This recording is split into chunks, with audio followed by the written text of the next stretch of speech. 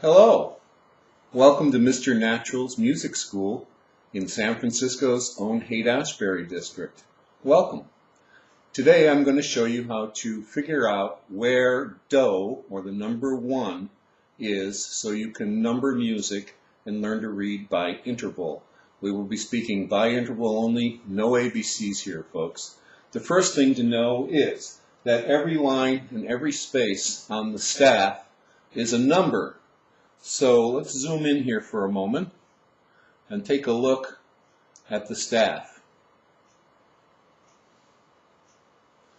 You'll see here on the staff I have put a little red X on that line there. If that line happens to be where the number 1 is, then that would be labeled the number 1, the space 2, the next line 3, 4, 5, 6, 7, and the top space would be the number 1. And then counting backwards, 1, the space below would be 7, the line 6, the space below 5, and then the ledger line below that would be 4, etc., etc. Every line and every space is simply the numbers 1, 2, 3, 4, 5, 6, 7. Now let's take a look over here.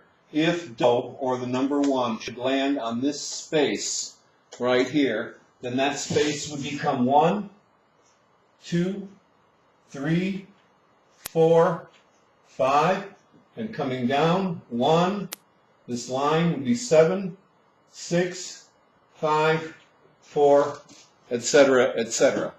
And if the bottom space should be the number 1, then it would be 1, the line 2, space 3, 4, 5, 6, 7, 1, 2, 3, etc., etc. It is just that simple. Now the interesting thing about this method is we have these things in music called clefs, and the word clef in French means key. And the key also has a name. This is called the treble clef, which stands for the letter G. This is the bass clef, which stands for the letter F. This is the alto clef, which stands for the letter C. And this is the tenor clef, which also stands for the letter C. And we don't care because we don't use ABCs. What we then have is, to further the key signature, the problem with these clefs is they can only be placed on lines. As you can see, this is on a line, a line, a line, or a line. If we want 1 to start on some space, then a further development of music theory was developed by using things called the key signature, showing us where the number 1 would be moved to. And the simplest way in the world to interpret this, let's go back to my broad view here for a second. The simplest way in the world to interpret this is we have things called sharps and we have things called flats. The rightmost, as far to the right, the rightmost sharp is always in numbers the number 7. The rightmost sharp is always the number 7. And the rightmost flat is always the number 4.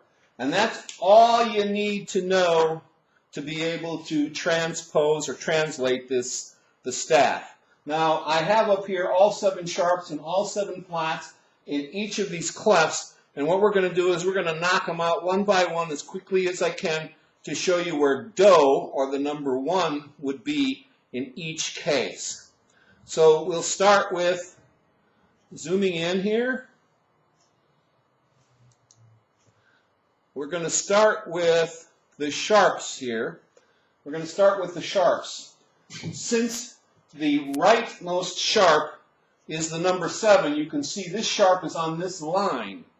Therefore, since we go 1, 2, 3, 4, 5, 6, 7, 1, I can safely say that the number 1 is right here on that space. So this is 7. From this line up to the next space, that would be where the number 1 is at. Okay? Now let's take a look and see what happens if we had 1 less sharp. this sharp here is on that space right there. So again, if that space is the number 7, the line above it would be the number 1. And so in this case, that would be where 1 is at. And we would count backwards, 1, 7, 6, 5, 4, 3, 2, 1 in order to label the staff. Let's then kick that one out and see what happens if we get rid of that and go to the next.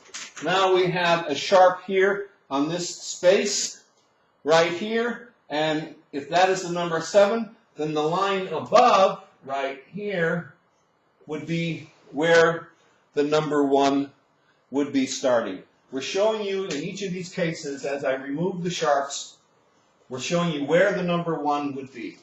The next, with 4 sharps, we have the sharp right here on this line. So if that line is 7, then that means the space above right here would be where the number 1 begins. And then it would be 1, 7, 6, 5, 4, 3, 2, 1, etc.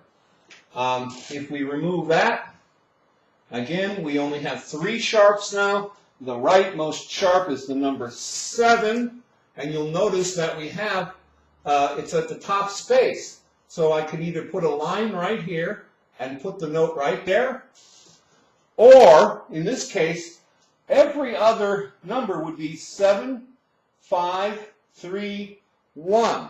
7, 5, 3, 1. And here, in this space right here, is also where the number 1 would be. 1, 2, 3, 4, 5, 6, 7, 1. So there's a 1, and there is the number 1 for this particular key signature.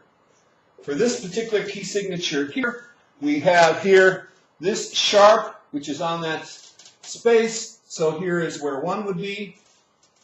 And if we remove that, we have sharp here. So the 1 would be up here. The same would be true also for the bass clef. In the bass clef, this space, this line right here, is where 7 is at, so 1 would be right there in that location. Now, I've exhausted my 10 minutes, so I'm going to stop this video and start right up where I left off to show you the rest.